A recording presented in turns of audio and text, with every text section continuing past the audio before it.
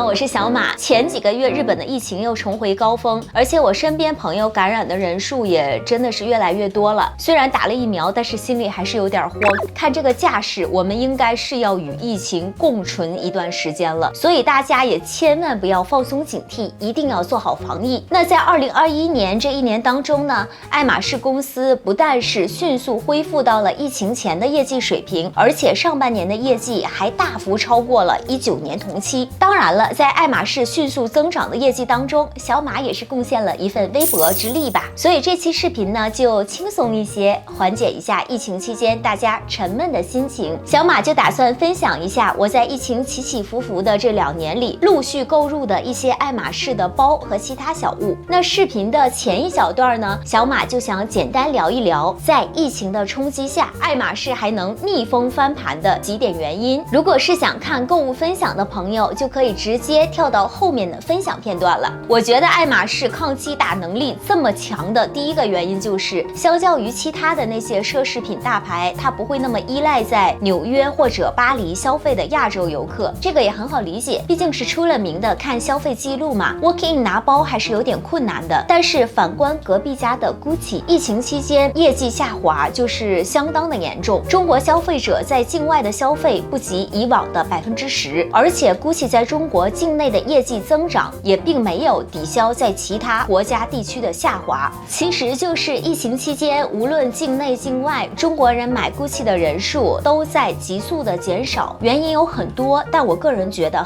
就完全是我个人意见。最重要的一点就是 GUCCI 客户粘度比较低，再加上国内外差的离谱的这种差价，最后就导致中国 GUCCI 粉移情别恋了。但是说到客户粘性这一块，爱马仕可就完全没有在怕了。奢侈品分析师卢卡索尔卡就说过，如果富裕的客户打算在经济衰退中消费，他们会更加青睐看起来稳定的品牌。爱马仕卖得最火的产品肯定就是 Birkin 和 Kelly， 这些已经卖了几十年的经典的款式了，客户粘性可谓是无人能敌。而且当竞争对手们都在追求时尚创新的时候，爱马仕依旧选择走这种低奢的传统路线。一件当季新款过了季可能就会被遗忘，但是爱马仕的东西却可以做到永不过时。那除了品牌本身的优势之外，爱马仕公司在销售策略上的调整也是十分迅速的。在20年疫情冲击过后，爱马仕公司在2021年马上就开始调整销售策略，在关键的市场地区加大宣传。稍微捋一下21年上半年爱马仕公司的动向，大家感受一下哈。2021年3月，爱马仕联动巴黎、上海、纽约3地实时串联走秀，并在上海当代艺术博物馆举办了2个月的展览。2021年4月，爱马仕在澳门和北京开设新店，爱马仕在成都举办橙色健身房主题活动。怎么样，是不是感受到了爱马仕对中国市场满满的热情与期望？所以说姜还是老的辣，奢侈品还是老的精啊。好，那接下来我们就进入到让人心潮澎湃的购物分享环节吧。首先呢，肯定就是包包了。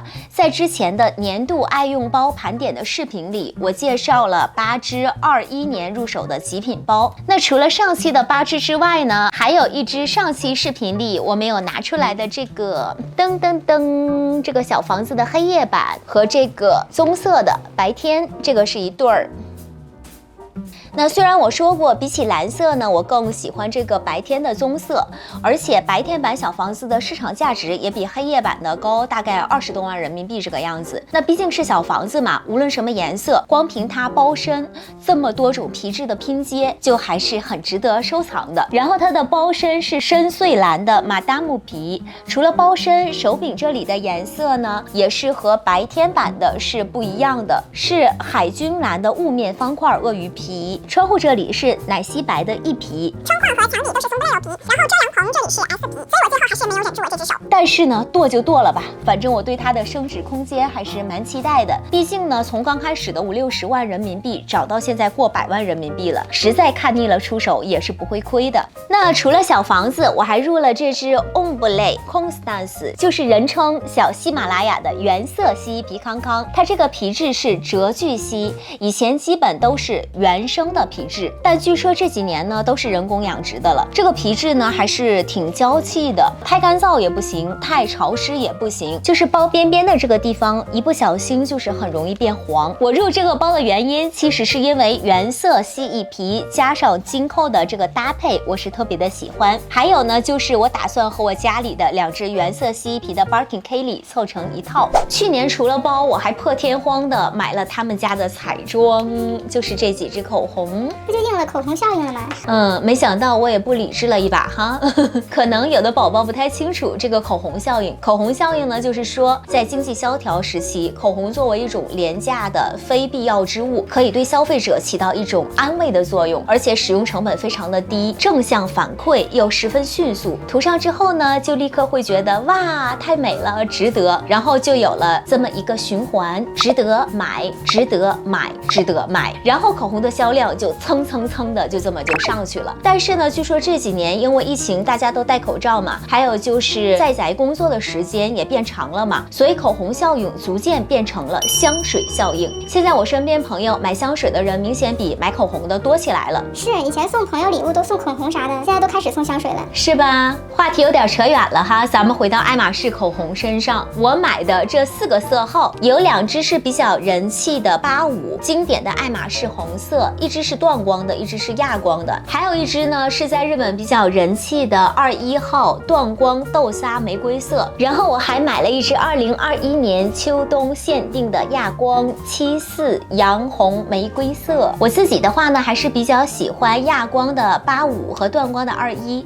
我觉得爱马仕口红最大的优势应该就是它的质地了吧。亚光的质地特别水润，嘴唇比较干的宝宝入一支他们家的亚光还是比较值得的。好了，以上就是我本期视频的全部内容了。你在疫情期间都买了什么好用的小物和包呢？评论区留言分享给我吧，记得点击订阅，我们下期见。